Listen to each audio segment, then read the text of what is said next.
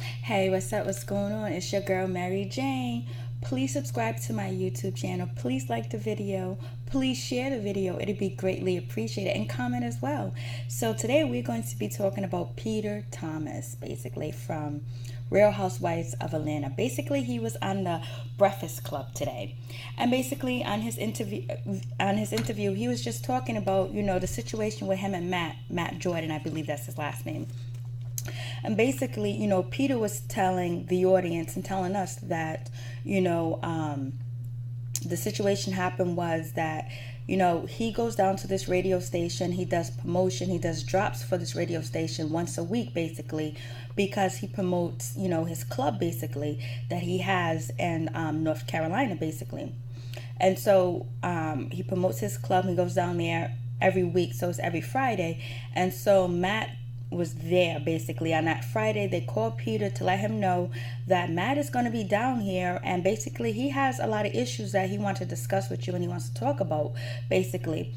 So Peter was saying that, he kind of thought about it. Maybe he should go, maybe he shouldn't go.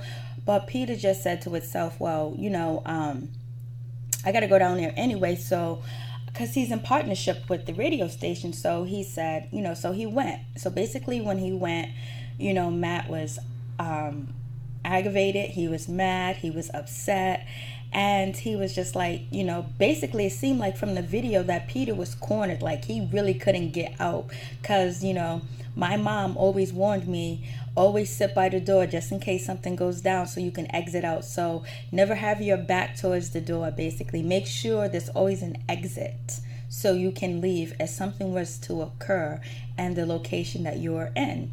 So Peter was there, and Matt was arguing with him, yelling at him, and they couldn't control Matt. He was upset, he was irate, he was mad, and he wanted to come after Peter, and that's what he did. He actually got a loose from one of the radio station DJs, actually, and there was another DJ there named Butterfingers, and Peter said that he believed Butterfingers wasn't going to do anything to protect Peter or break up the fight if a fight was to occur. And Peter believed that if Matt would have got on top of him, he would have been injured. He would have been hurt, he would be hurt. I'm trying not to say basically. So he would have been hurt. So Peter, and the whole time while this altercation is going on, verbal altercation is going on, Peter has his hands in his pocket so he can actually trying to signal to Matt that I have my hands are in my pocket, so basically I might have a weapon on me, so be aware of that. And so Peter realized that Matt did not have the street sense. So basically Peter was saying the street sense is if someone has their hands in their pocket, you don't know what's in their pocket. So basically, watch out for it, or be careful, or leave the situation, because they can have anything in their pocket: a knife, a gun, pepper spray, which we seen Duchess had pepper spray, and Peter had, which is called a pocket knife, a multi-task knife, basically. And so once Matt threw the water bottle at Peter, at Peter, and Peter realized, okay, there's no other way out of this situation but an altercation, because Matt wants to whoop my ass. Basically, that's what Peter is saying. And so he knew there was no coming out of this situation without being scarred for him or Matt. So Peter did have a box knife on him, basically a box cutter or a pocket knife. And once Matt got over there to Peter was able to get him into that Jamaican headlock, and he was holding him tight, boy. He was holding him tight. He had his arms around his neck, and and Peter said he was holding on for dear life, because he knew if this dude would have got loose and got on top of him, he would have had no other choice but to reach in his pocket and start cutting him, basically, because Matt could kill him. Matt is like 6'1", 6'2". He's probably a solid 300 pounds, solid muscles. And so it is what it is. And it was Peter is what, 54? So he's not too older than Cynthia, but it's just like, yo, that shit is crazy. And so, like, and Peter was saying that he just believed that, Matt was going to turn up regardless. But Peter also did mention in the Breakfast Club interview that Matt drove to, North Carolina a couple of occasions to confront Peter, to fight him, to beat his ass basically. And Matt has sent him threatening texts and all that other good stuff. So basically, how did Peter realize that going to this radio station to have this interview, to sit down with Matt, was going to be anything other than an altercation? How did the people at the radio station not figure out that this was just only going to be an altercation basically? And it's like, come on, Peter. You are 54. You've been around. You know the streets inside and out. You have your ups and your downs.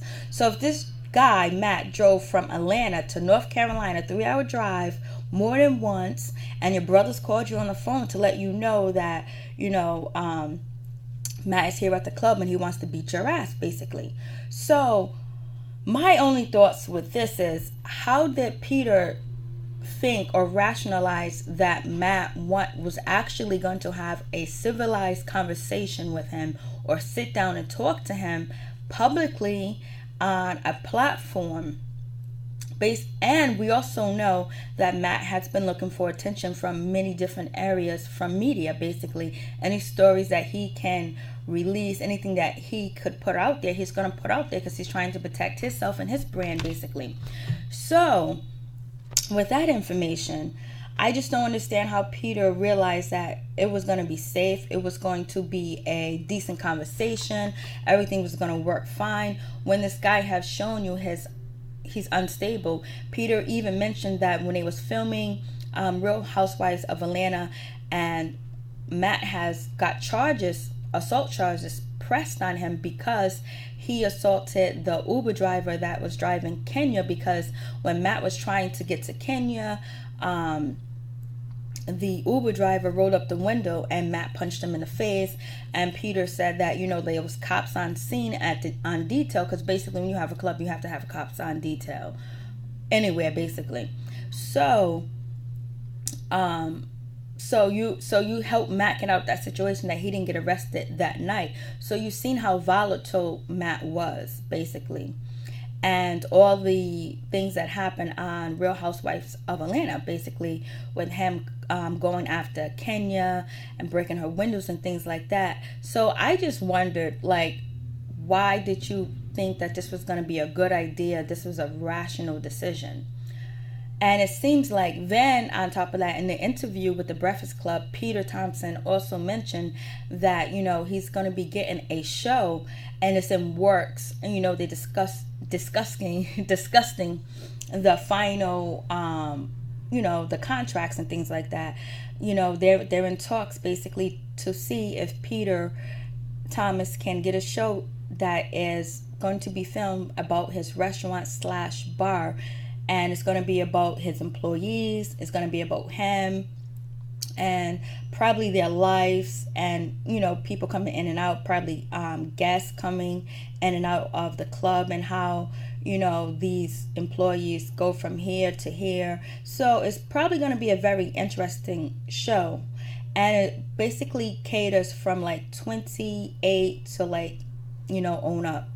So, and now, that's in works. And also in works is actually inviting Peter back to film The Real Housewives of Atlanta season 10, because Nene will be back, Kim will be back, which Peter said, and Phaedra's not going to be there, and possibly Peter might be back, because bringing Nene and Kim, they're like the original ones from the beginning of the show. And Peter was saying to the director and the producer of the show that it'll be missing something. It will be missing Peter Thomas basically, because he's been on the show for so many different seasons. So was this a ploy to get your reality TV show pushed, and also to get you back on Real Housewives of Atlanta? So that's my question. Was Peter Thomas meeting up with Matt because he knew that he's mentally unstable. He knew that Matt threatened him and wanted to fight him, and even drove a couple of times from Atlanta to North Carolina to get at Peter. So my question is, did the radio station producers, the host, and Peter put this together knowing that Matt was going to wild out and go crazy on Peter?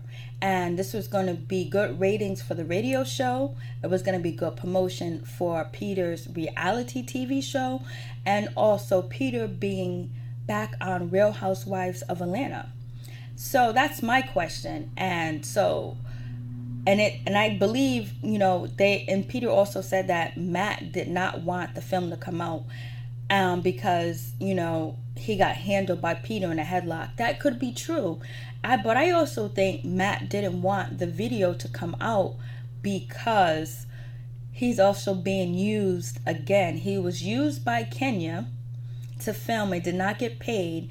And that's the original reason why Peter said that him and Matt have been arguing and it was having beef, because Matt pulled Peter to the side and asked him, like, how do you guys get paid? How do you guys get broken off, you and Todd, basically? And so Peter said our spouses breaks us off, basically. And so Matt told Peter that he has not gotten paid at all. And Peter said that's something you should have worked out with Kenya in the beginning, not at the end of the season, because now she's really not obligated to pay you. So that's basically your fault it's the error on your part, basically, Peter was saying to Matt. And so from there, like, it went downhill. So with that, Matt feels like he was used by Kenya. He didn't get paid. He didn't get broke off. Everybody else is getting paid. They're securing their bag, but Matt is not. And on top of that, he is being made to look like a violent, volatile, unstable human being. And basically, he could be all these things, but he didn't get a check for it. And that's even worse, when you get on TV and you divulge your life to the public and you don't get a paycheck. That's like you going to your 9 to 5 and I'm going to my 9 to 5 to work, and I work all day, all week, and I don't get a paycheck. Because I can't tell that to my light company, my gas company, that, I didn't get paid this week. I did my part, but I just didn't secure the bag. I didn't secure my check. So I believe Matt feels like he was used once again, and this time he was used by Peter Thomas, because this gave Peter Thomas a platform to explain his story, tell America and the viewers, especially on the Breakfast Cup, that is like a syndicated show and it's like #1. And basically everyone goes there for news and entertainment, like me, myself. So now he was used by Peter because they knew he's unstable, and who knows what, Peter Thomas could have texted him, could have emailed him, or could have said to him or whispered to him before the filming start, or while, Matt was at the studio, what the employees at the radio station said to Matt, basically before Peter showed up. Because you remember, Peter said that the radio personality people and people at the radio called him to let him know that Matt was there and he wanted to confront him. And you also remember that Peter said that he goes down there to the radio station once a week for promotion for his club/restaurant. So I'm believing that it could be it is true that he probably does not want the film to come out because he was in a headlock. But even more is to know that this is possibly going to be a media ploy for Peter to promote being back on Real Housewives of Atlanta and also his reality TV show. And Matt did not get cut into this promotion. Well, if Matt was cut into it, maybe he could have promoted, his whatever the fuck he does. Or basically, if Matt could have had self-control, maybe he could have promoted himself while he was having an interview with Peter. Or maybe Matt felt like everybody was ganging up against him and there was no way he's going to be able to promote himself anymore. And on top of that, his 15 minutes could possibly be over, and this is his last leg. And then he is getting shitted on, and he realized that, he's getting played. He got played by Kenya, and he got played by Peter. That's just one way to look at it. But when you're mentally unstable and you have issues and you have problems, the last thing you want to do is be on TV and be in film. For a lot of shows, that's good press, that's good TV. But if you don't have a platform to, a big enough platform where people will actually go watch you and things like that, your voice would never be heard, and you would just be looking like the so-and-so crazy guy, and you die out. So that's just my take. And Peter did also say that, Matt was kind of unstable when he first met him, because when he first met him, when they first filmed in Jamaica or whatever the fuck they was, Peter walked up to Matt and said, how old are you, basically? Matt said 28 or 29. Peter goes, oh, that's like my son's age. And then Matt said, what are you, son of me? We can go fight or whatever. So Peter already knows this guy's behavior and characteristics from the past, and then all the threats that he received. So you tell me what's good. This shit seems like this is, and then, right after, like a couple of days after, the videotape is leaked to TMZ, now you got Peter on The Breakfast Club promoting himself, which is very smart to do, but it kind of makes me think, okay, was Matt set up again? But it's not like he was set up, because you only can display behaviors that can be filmed where you are set up, basically. And when someone is already not stable and mentally unstable, and they put themselves in these type of situations, because in their head they believe that they're going to get their point across, this is going to be this and that, and it's not going to be that. They get there and their brain goes boom, boom, boom, and it's over. That's why we have terrorists.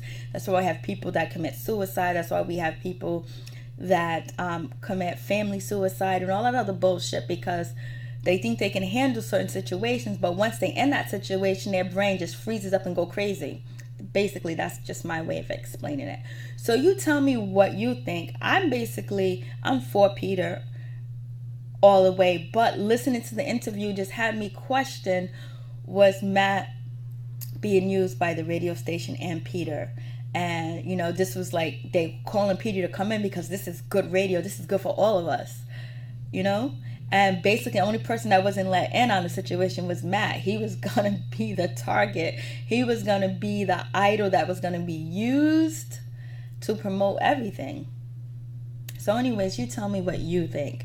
But I'm not excusing Matt's behavior. I'm not saying that he was right for what he did to Kenya and all this other stuff. I'm not saying any of that. I'm not saying that he was right for what he did to Peter. I'm just saying, just watching Peter video just made me think of this, looking at it in another perspective, because my whole perspective on the situation was, this dude is fucking nuts. So, Kenya was right to get a restraining order. Of course she was. And of course she still is. But it kind of seemed like, the mentally ill maybe being taken advantage of, and we're all watching it live, and we don't know where Matt's gonna go from here, because now he's seeing Peter shine basically his demise. So just look out, because people that are unstable and really feel like they're not being treated fairly could really attack in so many different ways, or attack themselves. So anyways, please like and subscribe to my channel. Be greatly appreciated. Tell me your thoughts. Peace. I'm out. Mary Jane. So